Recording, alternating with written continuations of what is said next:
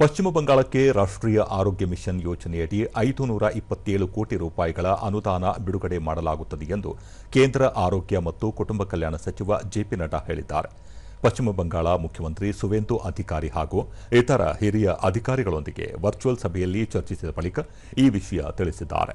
ಪಶ್ಚಿಮ ಬಂಗಾಳದಲ್ಲಿ ರಾಷ್ಟ್ರೀಯ ಆರೋಗ್ಯ ಮಿಷನ್, ಆಯುಷ್ಮಾನ್ ಭಾರತ್ ಪ್ರಧಾನಮಂತ್ರಿ ಜನ ಆರೋಗ್ಯ ಯೋಜನೆ ಮತ್ತು ಪ್ರಧಾನಮಂತ್ರಿ ಆಯುಷ್ಮಾನ್ ಭಾರತ್ ಆರೋಗ್ಯ ಮೂಲಸೌಕರ್ಯ ಮಿಷನ್ ಸೇರಿದಂತೆ ಹಲವು ಯೋಜನೆಗಳ ಜಾರಿಯ ಬಗ್ಗೆ ವಿಸ್ತೃತವಾಗಿ ಚರ್ಚೆ ನಡೆಸಲಾಯಿತು ಎಂದು ಹೇಳಿದ್ದಾರೆ.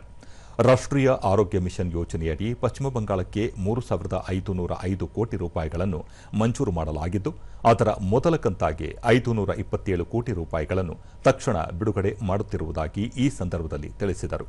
ಪಶ್ಚಿಮ ಬಂಗಾಳ ಮುಖ್ಯಮಂತ್ರಿ ಸುವೇಂದು ಅಧಿಕಾರಿ ಪ್ರತಿಕ್ರಿಯಿಸಿ, ಕೇಂದ್ರದ ಅನುದಾನ ಬಳಸಿಕೊಂಡು ಪ್ರಸಕ್ತ ವರ್ಷದ ಜುಲೈ ತಿಂಗಳಿನಿಂದಲೇ ಪಶ್ಚಿಮ ಬಂಗಾಳದಲ್ಲಿ ಆಯುಷ್ಮಾನ್ ಭಾರತ್ ಯೋಜನೆಯನ್ನು ಜಾರಿಗೊಳಿಸುವುದಾಗಿ ಘೋಷಿಸಿದರು.